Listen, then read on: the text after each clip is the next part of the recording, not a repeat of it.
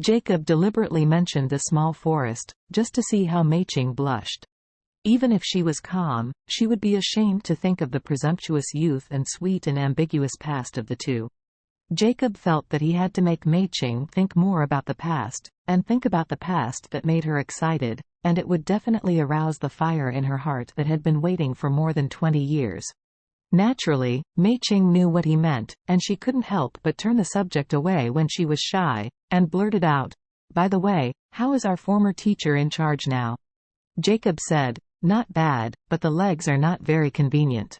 Last time when our old classmates got together, we invited him to Alma Mater and invited him to the classroom to give us a lecture." "Really?" Mei-Ching sighed. "It's a shame not to be able to attend your party." Jacob smiled and said, "We had a small gathering that time. We were all old classmates from Orus Hill or near Orus Hill, and they were all male classmates."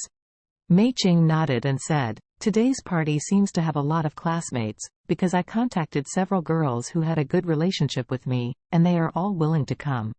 "That's good," Jacob said with a smile. "Then we can get together this time."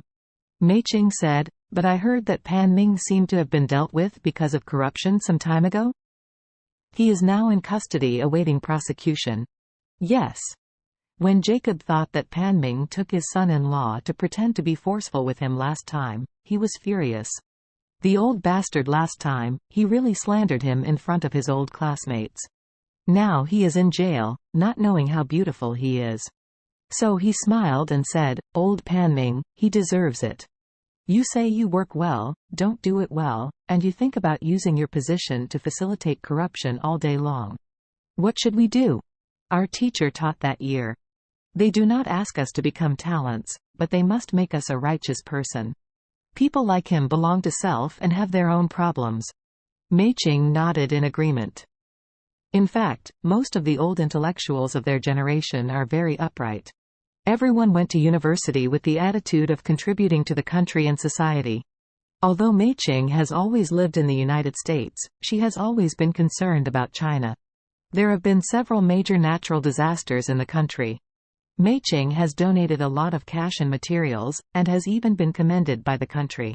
However, she has always acted very low-key, and this kind of thing has never been mentioned to others, so old classmates such as Jacob have no idea that Mei-Ching is still a great charity overseas Chinese.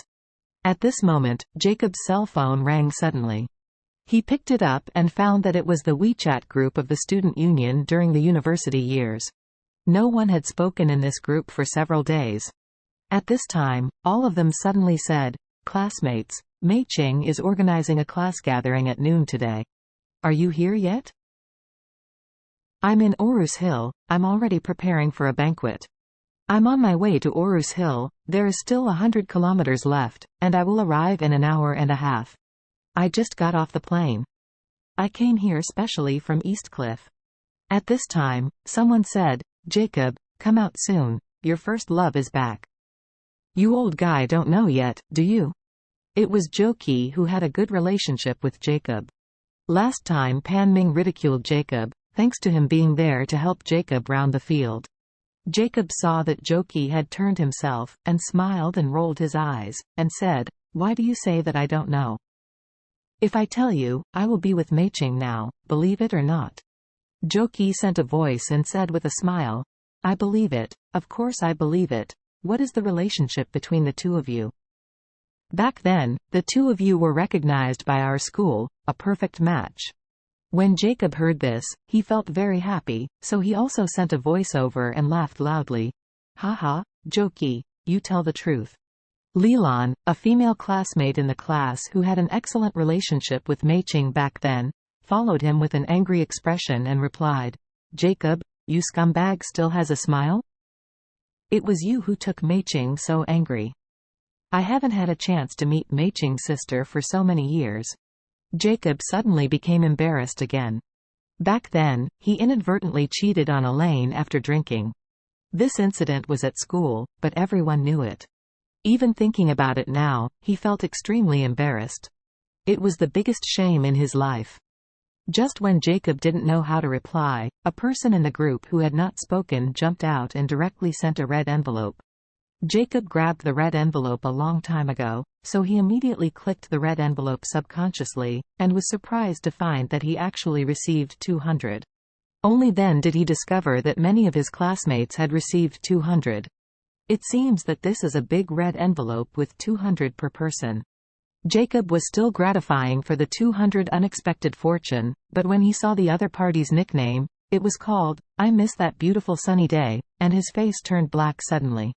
At this time, the classmates in the group are all exploding. "I'll go, thank you boss." "Yeah. Boss Xie Wenru of Wanyan Diving. Every shot is 200 per person, which is really unusual. I have heard that Boss Xie Wenru has made a lot of money over the years, and he really deserves his reputation. That's it. People thank Boss. Now he's a well-known Hong Kong businessman. What does this little money count?" The man sent a smiling face and another voice, speaking in a Hong Kong accent, and said, "Oh, Mei Ching came back from the United States. I was very excited, so I sent a red envelope to make everyone happy." After speaking, he sent another red envelope. Looking at the other's nickname, Jacob seemed to be obsessed with Mei Ching, and he was naturally very upset. However, seeing the red envelopes coming out, he was reluctant to let go. So he could only curse this guy in his heart for being blind, while reaching out and opening the red envelope. Unexpectedly, this is another red envelope of 200 per person.